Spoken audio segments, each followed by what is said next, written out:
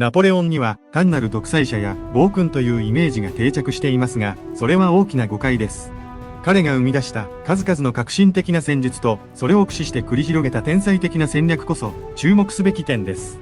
ナポレオンが考案したとされる戦列の射陣という戦法や兵力を分散して機動打撃する戦術は、その後の戦士に大きな影響を与えました。こうした戦術を駆使してアウステルリッツの戦いやイエナーウェルシュタットの戦いで次々と勝利を重ね、ヨーロッパの覇者となったのです。一方で1812年のロシア遠征では過酷な冬の気象条件に苦戦し、大敗北を喫しています。戦略家として躍進し、世界の歴史を変えたナポレオンですが、彼の失敗にも目を向ける必要があるでしょう。この動画ではナポレオンの知られざる戦略と謎の人生について3つのテーマに沿って解説していきます。1. ナポレオン驚異の戦略。2. ナポレオンの栄光と失敗。3. ナポレオンの人間像。彼の軍事戦略がどれほど革新的だったのか、またその戦略が彼の個人生活にどう影響を与えたのか、ナポレオンの秘密兵器ともいえるその知識を具体的な戦いの例を交えながら解説していきます。それでは早速第1のテーマから見ていきましょう。1. ナポレオン驚異の戦略。ナポレオン・ボナパルト、この名前は数多くの戦場でその名を轟かせた歴史的大英雄として今も私たちの記憶に生き続けています。しかし、その名前はただの英雄ではありません。彼は戦術という科学を極めた天才としても知られています。このセクションではナポレオンがどのようにしてその名声を手に入れたのか、その秘密に迫ります。革新的な戦術とその発展。ナポレオンの戦術は常に革新的でした。彼の軍事戦略の最も顕著な特徴は、敵の予測を覆す驚異の速さと戦場での力の集中的な配分にありました。彼は敵を分断し、集中的に攻撃することで多くの戦いで圧倒的な勝利を収めました。また、彼は兵士一人一人の士気を高め、意思統一を図ることで軍の機能を最大限に引き出すことに成功しました。戦略の適用例。アウステルリッツの戦いはナポレオン戦術の巧妙さが如実に現れた戦いとして有名です。この戦いで彼は自軍の弱さを装い、敵を安心させておきながら、実は内部で確固たる陣形を築き、敵の最も弱い部分を突くという策略を用いました。また、敵軍の指揮系統の混乱を見抜き、その隙を徹底的に利用することで勝利を収めたのです。戦術の変遷とその影響。初期のナポレオンの戦術は斬新で、敵に予測不可能なほどの新しさがありました。しかし、長きにわたる戦争の中で、彼の方法もまた進化し続けなければなりませんでした。敵軍は彼の戦略を研究し、対抗策を練るようになり、ナポレオンは常に新しい戦略を考案し続けることを強いられました。このようにして、彼の戦術は絶えず変化し、その創意工夫は、後の軍事理論に大きな影響を与えていきます。ナポレオンの戦術は、彼の時代をはるかに超え、現代の軍事戦略にまでその影響を及ぼしています。彼の戦術の核心となる思想は、今日に至るまで多くの軍隊によって研究され、実践されているのです。次に、ナポレオンが築いた栄光と、彼の遭遇した失敗について、詳しく見ていきましょう。2. ナポレオンの栄光と失敗。ナポレオンは数々の革新的な戦術を駆使し、ヨーロッパの覇者として君臨しました。しかし、その栄光には裏表があり、過酷なロシア遠征では大敗北を喫しています。このセクションでは、ナポレオンの栄光と失敗をたどり、その戦争が後世に与えた影響について考えていきます。ヨーロッパ制覇の頂点。ナポレオンの時代、ヨーロッパは彼の軍事的才能によって形作られました。彼は数々の勝利を重ね、その勢いは止まることを知りませんでした。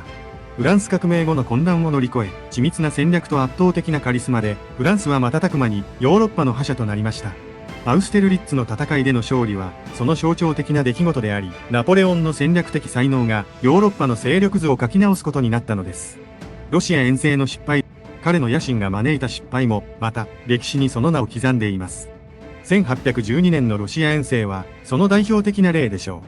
う。数の力を頼みに進められたこの遠征は、ロシアの厳しい自然と戦略に翻弄され、フランス軍に甚大な損害を与えました。この失敗はナポレオンの衰退の始まりを告げるものであり、その後のヨーロッパの政治地図にも大きな影響を及ぼしたのです。彼の戦争が世界史に与えた影響。ナポレオン戦争はその壮大なスケールと影響力で世界史における新たな章を刻みました。国境の再編成、国家の成立、法律の制定に至るまで彼の存在感は今日の国際社会の基盤を作る上で無視できないものです。ナポレオン法典はその最たる例であり、公平な法の下での平等を目指したその精神は、今も多くの国々の司法システムに影響を与え続けています。また、ナポレオン戦争は民族主義の感情を刺激し、それが後の独立運動や統一運動のきっかけとなったことは否定できません。ナポレオンの生涯は栄光と失敗が絶え間なく織りなす物語です。彼の野望と挫折が今日の私たちの世界をどのように形作っているのか考えていきます。次のセクションではナポレオンの人間像に焦点を当て、その複雑な人格と彼の私生活、最初の妻ジョゼフィーヌとの関係に迫っていきます。3. ナポレオンの人間像。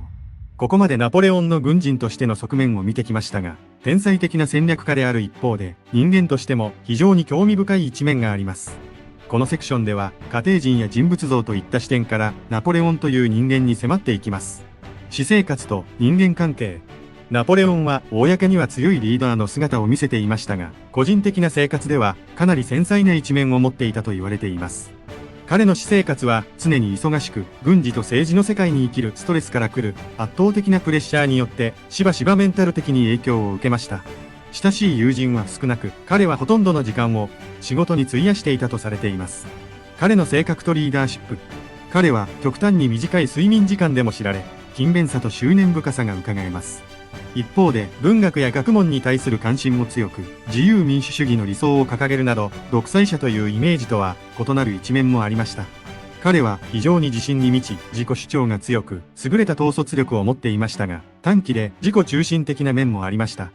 彼は部下に対する要求が非常に厳しく、それが彼の成功の一因であると同時に、彼のリーダーシップの限界を示すものでもありました。最初の妻ジョゼフィーヌとの関係。ナポレオンの私生活で最も有名なのは、おそらく最初の妻、ジョゼフィーヌとの関係でしょう。彼らの結婚は、ナポレオンが彼女に深い愛情を寄せていたにもかかわらず、多くの問題に直面しました。